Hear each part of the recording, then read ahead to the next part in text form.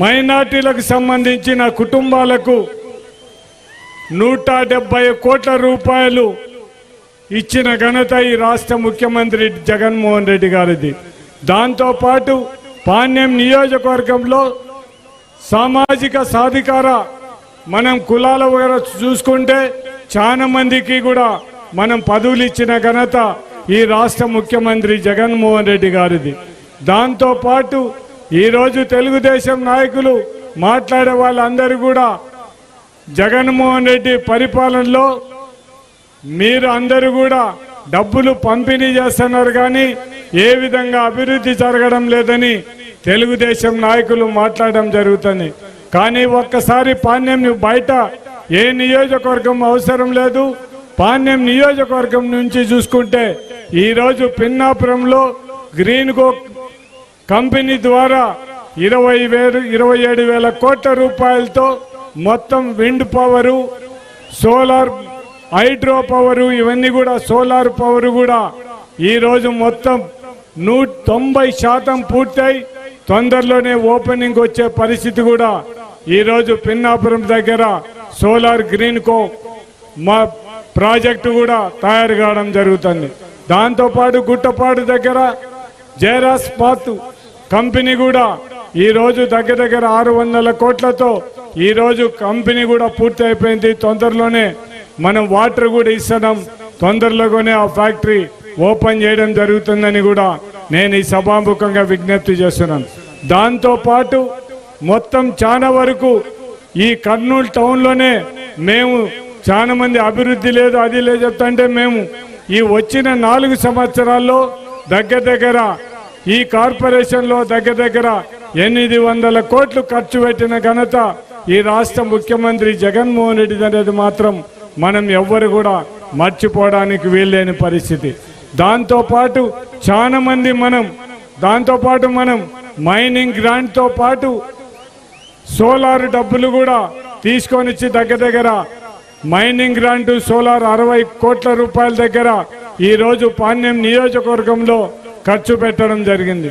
ఈ పాణ్యం నియోజకవర్గం అభివృద్ధి కోసం చాలా మంది ఎంపీలతో మాట్లాడి కూడా ఈరోజు ఎంపీలతో కూడా డబ్బులు తీసుకొని ఈరోజు పాణ్యం నియోజకవర్గంలో చాలా గ్రామాలన్నీ కూడా అభివృద్ధి చేయడం జరుగుతుంది. మీరందరూ కూడా ఒక్కసారి ఆలోచించండి. కేవలం ఏదో డెవలప్మెంట్తో 2 రోడ్లు వేసి మొత్తం ప్రజలను అన్యాయం చేస్తే డెవలప్మెంట్ అంటుకుంటే మాత్రం కానే కాదు. ఖచ్చితంగా పేద ప్రజలను ఆర్థికంగా అభివృద్ధి చేసిన తర్వాతనే అది నిజమైన అభివృద్ధి చెందుతుంది తప్ప ఇంకొకటి కాదన్న విషయం మీరందరూ కూడా గమనించాలని నేను ఈ సభాముఖంగా విజ్ఞప్తి చేస్తున్నాను. దాంతోపాటు పాణ్యం నియోజకవర్గం సంబంధించిన వరకు మొత్తం నేను డీలిమిటేషన్ తర్వాత 2009లో ఈ పాణ్యం నియోజకవర్గానికి రావడం జరిగింది. మీరందరూ కూడా ఆ రోజు నేను కొత్తగా వచ్చినా కూడా ఈ పాణ్యం నియోజకవర్గం నుంచి ఆదరించిన ఈ పాణ్యం నియోజకవర్గ ప్రజలకు ఎప్పటికి కూడా రుణపడి ఉంటానని నేను ఈ సభాముఖంగా మీకు అందరికి విజ్ఞప్తి చేస్తున్నాను. మీరందరూ కూడా మొట్టమొదటి కూడా రాజకీయ జీవితం ప్రసాదించిన పాణ్యం నియోజకవర్గ ప్రజలను ఎప్పటికి కూడా మర్చిపోయే ప్రసక్తి లేదని మాత్రం నేను ఈ సభాముఖంగా మీకు అందరి విజ్ఞప్తి చేస్తున్నాను. దాంతోపాటు ఎవరెన్ని మాట్లాడినా కూడా పాణ్యం నియోజకవర్గంలో రాంభూపాలరెడ్డి అంటే ఏమిటనేది పాణ్యం నియోజకవర్గ ప్రజలకు తెలుసు కాబట్టి గోకర్ణ గురించి నేను ఆలోచించాల్సిన అవసరం లేదని మాత్రం నేను అనుకోవడం జరుగుతుంది. దాంతోపాటు ఇక్కడ ఉండే ప్రజలు మిమ్మల్ని అందరినీ కూడా కోరేది ఒకటే, మీరందరూ కూడా ఈరోజు మామూలుగా పాణ్యం నియోజకవర్గంలో ఏ గ్రామంలో ఎక్కడ అభివృద్ధి జరగాలి, ఏ గ్రామంలో ఎక్కడ ఏ విధంగా అభివృద్ధి జరిగితే ఆ గ్రామానికి లాభం చేకూరుతుందనేది నాకు మొట్టమొదటి నుంచి కూడా ఈ గ్రామాల మీద పూర్తి పట్టుంది. కాబట్టి ఏ గ్రామానికి సంబంధించిన ఏం చేయగలిగితే ఆ గ్రామం అభివృద్ధి అవుతుందనే ఉద్దేశంతోనే ఇవన్నీ కూడా పనులు చేయడం జరుగుతుంది.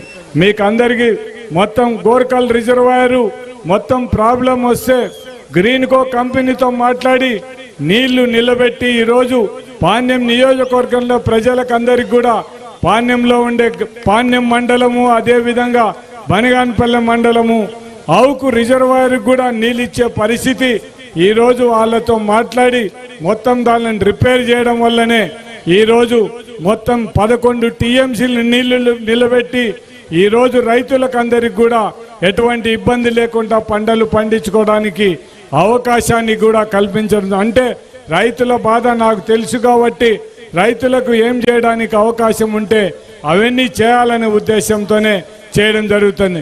అందుకే నేను ఇక్కడ ఉండే ప్రజలందరినీ కూడా మిమ్మల్ని అందరినీ కూడా కోరేది ఒకటే, నేను 1985 నుంచి ఈ పాణ్యం నియోజకవర్గం ఎమ్మెల్యేగా ఉండడం జరుగుతుంది. దగ్గర 40 సంవత్సరాల రాజకీయ జీవితంలో ఎంతోమంది ముఖ్యమంత్రులను కూడా చూడడం జరిగింది. కానీ ఈ రాష్ట్ర ముఖ్యమంత్రి జగన్మోహన్ రెడ్డి గారిను వాళ్ళ తండ్రి గారిని దివంగత నేత రాజశేఖర రెడ్డి గారు ప్రజలకు ఏం చేయాలనే దాంతో ఆయనకుండే తపన ఆయన తనయుడుగా ఈ రాష్ట్ర ముఖ్యమంత్రి జగన్మోహన్ రెడ్డి గారిలో మనం చూడడం జరిగింది. మీరందరూ ఒక్కసారి ఆలోచన చేస్తే ఈ రాష్ట్ర ముఖ్యమంత్రి జగన్మోహన్ రెడ్డి గారు ఈ రాష్ట్రంలో ఉండే పేద ప్రజలకు అందరికీ కూడా చదువుకోవడానికి అవకాశం కల్పించిన నాయకుడు దివంగత నేత రాజశేఖర రెడ్డి గారు. పేద ప్రజలు కార్పొరేట్ హాస్పిటల్లో వైద్యం చేసుకోవడానికి కూడా అవకాశం కల్పించిన నాయకుడు దివంగత నేత రాజశేఖర రెడ్డి గారు. రైతులకు అందరికి కూడా ఉచిత కరెంట్ ఇచ్చిన ఘనత దివంగత నేత రాజశేఖర రెడ్డి గారు. ఇవన్నీ కూడా మనందరం ఒక్కసారి చూస్తే అంతకంటే మిన్నంగా ఈ రాష్ట్ర ముఖ్యమంత్రి జగన్మోహన్ రెడ్డి గారు పేద ప్రజల కోసం మీ పిల్లలకు అందరు కూడా అమ్మ ఒడితో పాటు స్కూల్ నాడు నేడు కింద ఎంతో డెవలప్ చేయడం జరిగింది. హాస్పిటల్లో కూడా మీకు అందరు కూడా ఆరోగ్యశ్రీ కింద ఈరోజు మీరు ఏ హాస్పిటల్కి పోయినా కూడా మీకు వైద్యం చేపించే పరిస్థితి కూడా ఈ రాష్ట్ర ముఖ్యమంత్రి జగన్మోహన్ రెడ్డి ఇవ్వడం జరిగింది. దాంతోపాటు ప్రతి ఒక్క కుటుంబానికి 25 లక్షల రూపాయలు మీరు ఏదైనా వైద్యం చేయించుకోవడానికి కూడా ఇచ్చిన ఘనత ఈ రాష్ట్ర ముఖ్యమంత్రి జగన్మోహన్ రెడ్డి గారు. అందుకే మిమ్మల్ని అందరినీ కూడా కోరేది ఒకటే, ఒక్కసారి తెలుగుదేశం నాయకుడు చంద్రబాబు నాయుడు గారిని చూస్తే మనం అందరం కూడా ఒక్కసారి ఆలోచించాల్సింది.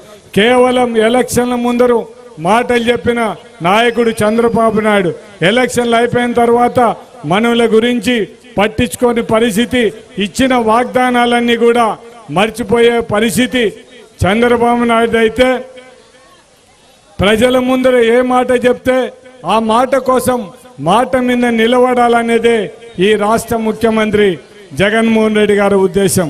అందుకే మొత్తం అన్ని కూడా మనకి ఎక్కడైతే ఆయన మనకు ఎలక్షన్ల ముందర ప్రామిస్ చేసినాడో ప్రతి ఒక్కటి అక్క చెల్లెళ్ళకి అందరికి కూడా ఆసరా చేయూత ఇవన్నీ ఇచ్చిన ఘనత, 0 వడ్డీ ఇచ్చిన ఘనత ఈ రాష్ట్ర ముఖ్యమంత్రి జగన్మోహన్ రెడ్డి గారు.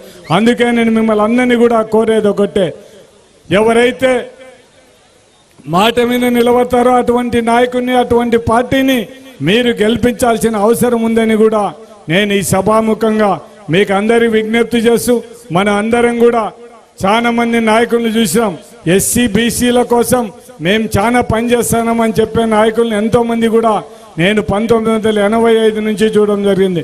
కేవలం మాటల వరకే పరిమితమైన నాయకులను పార్టీలను చూసాం. కానీ జగన్మోహన్ రెడ్డి గారు మాత్రం చెప్పిన మాట ప్రకారం మొత్తం అన్ని కూడా ఏది చెప్పినాడో దాన్ని సామాజిక సాధికార మొత్తం దానికి ఈరోజు మంత్రివర్గంలో కానీ మొత్తం లోకల్ బాడీ ఎలక్షన్లో కానీ ఇవన్నీ కూడా ఫుల్ఫిల్ చేసిన ఘనత ఈ రాష్ట్ర ముఖ్యమంత్రి జగన్మోహన్ రెడ్డి గారిది అనేది మాత్రం మనం అందరం కూడా మర్చిపోవడానికి వీల్లేదు.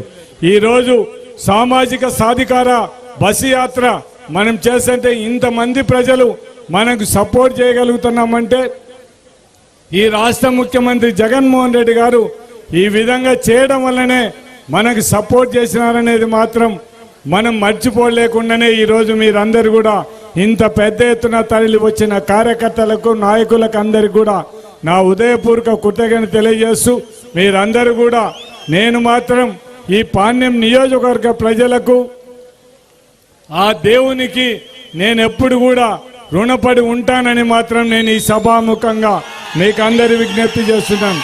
ఇంత మంచి కార్యకర్తలను నాయకులను ఇచ్చిన ఈ పాణ్యం నియోజకవర్గ ప్రజలకందరికి కూడా శిరస్సు వంచి మీకు అందరికి కూడా నా ఉదయపూర్వక కృతజ్ఞతలు మీకు అందరికీ తెలియజేస్తున్నాను. ఏ నాయకులు ఎవరైనా మాట్లాడచ్చు, కానీ రాంభూపాల్ రెడ్డి అనే వ్యక్తి తను నమ్మిన నాయకుని కోసం, తను నమ్మిన కార్యకర్త కోసం ఏం చేయడానికైనా సిద్ధంగా ఉంటాడనేది మాత్రం మర్చిపోవద్దని మాత్రం నేను ఈ సభాముఖంగా నేను విజ్ఞప్తి చేస్తున్నాను. మిమ్మల్ని అందరినీ కూడా కోరేది ఒకటే, ఎవరో నాయకులు ఏదో మాట్లాడుతుంటారు, వాళ్ళని గురించి నేను మాట్లాడాల్సిన అవసరం లేదు. నా ధ్యేయం ఒక్కటే, ఎవరైనా సరే ఈరోజు ఈ స్టేజ్ మీద నేను ఛాలెంజ్ చేసి చెప్తున్నాను, ఈ కర్నూలు టౌన్లో ఎక్కడైనా కానీ నా పేరు కానీ, నా భార్య పేరు కానీ, నా కొడుకు పేరు కానీ ఎక్కడైనా కబ్జా ఉంటే మొత్తం ఎవరికైనా రాసేయడానికి సిద్ధంగా ఉన్నానని మాత్రం నేను ఈ సభాముఖంగా విజ్ఞప్తి చేశాను. కేవలం వ్యక్తిగతంగా బురదలు చల్లడం